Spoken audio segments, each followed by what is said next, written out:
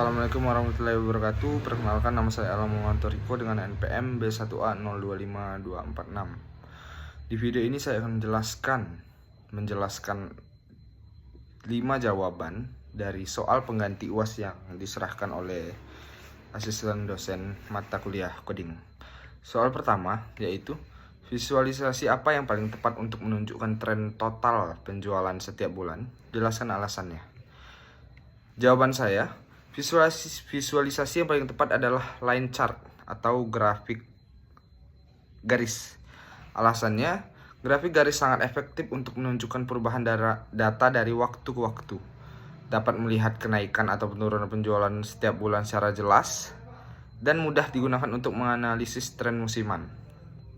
Contoh analisisnya, jika penjualan meningkat pada bulan November sampai Oktober, maka kemungkinan terjadi peningkatan permintaan akhir tahun.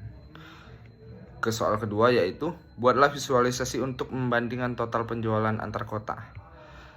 Pada grafik visualisasi penjualan antar kota, bisa kita simpulkan bahwa Surabaya menjadi kota dengan total penjualan terbanyak, Jakarta menjadi total penjualan kedua, Palembang ketiga, dan kota dengan total penjualan terendah adalah Bandung. Masuk ke soal ketiga yaitu visualisasikan kategori produk yang paling banyak terjual. Pada grafik visualisasi data kategori produk terlaku, kita simpulkan bahwasannya furniture menjadi kategori produk terlaku dengan penjualan lebih 50 lebih.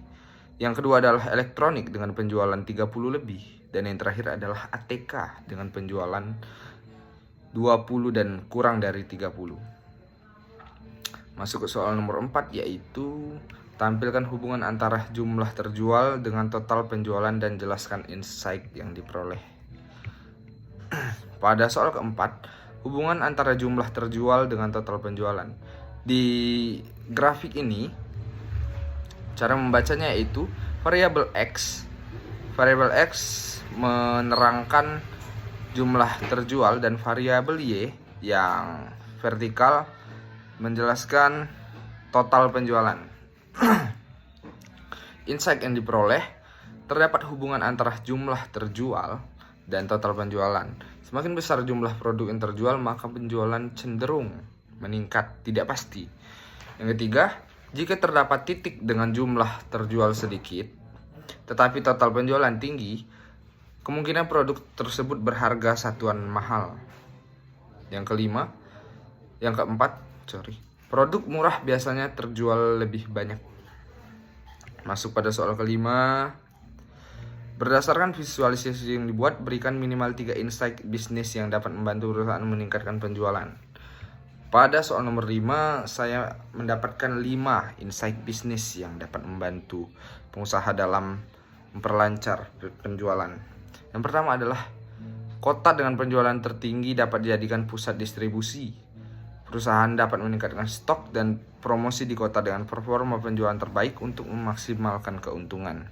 Yang kedua, produk dengan kategori paling laris harus diprioritaskan. Ketiga, penjualan bulanan menunjukkan pola tertentu. Jika terdapat bulan dengan penjualan tinggi, perusahaan dapat memanfaatkan momentum tersebut dengan memberikan promo khusus atau diskon besar.